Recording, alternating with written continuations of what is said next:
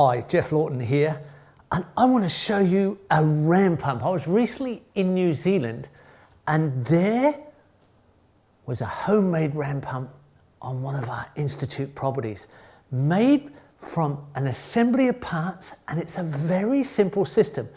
The whole mechanics of a ram pump was first discovered back in the 17th century, the first processes of how it would work, and it's really very simple. It's the gravity fall of water with two valves, one that gets shut as the friction of the water starts to fall down the delivery pipe and then pressured back into a chamber against air pressure. In this case, it was just a car inner tube inside a chamber pumped to 70-pound pressure. So the back pressure against that compressed air, captured in the chamber, releases water up a smaller diameter pipe. So what we've got is the water coming down from just above the little barrage dam built out of gabions, like a weir. The water's coming down the pipe and it's hitting into the cylinder, which has a car inner tube in it. And it's full of air at 70-pound pressure. And the back pressure against there is shutting back the flapper valve, which can send water up the lift pipe. So water coming down here gets to a point where the back pressure off that inner tube inside that cylinder shuts the flapper valve and sends a residual pump that way. At the same time, a shockwave goes back up the line.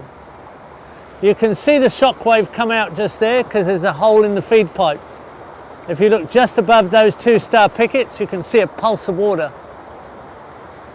Yeah, so it's 70 psi in strength. All right, so probably 20, maybe 30 meters in lift. It just runs continuously on the fall of water. Yeah, so a one-way valve just here opens, the tap opens to the delivery pipe. And this is the pressure pipe with the flapper valve. At this end we have the pressure cylinder, and it's simply got a car inner tube in there at 70 psi pressure. It gives us the back flusher pressure. There we go. Ram pressure, ram pump pressure.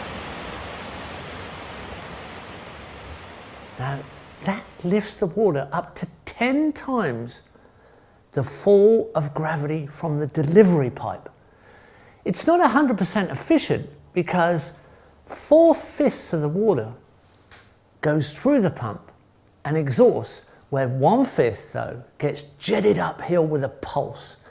Very few moving parts, but a constant delivery of water if you have falling water on your property.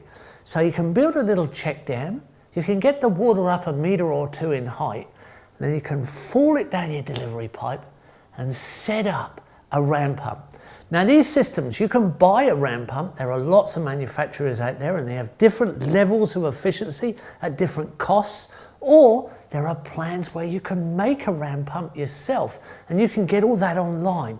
You just need to know that the fall of water will pump water, and it will pump it to quite a good head pressure at a constant pulse rate, but it'll exhaust 4/5. But that doesn't matter because we take up the slack with our permaculture systems, our soakage systems and our life systems. If we have a little bit of water falling through our gardens, our food forests and our animal systems, we can produce food forever. So enjoy the ram pump. It's a great system and everybody needs to know it's possible.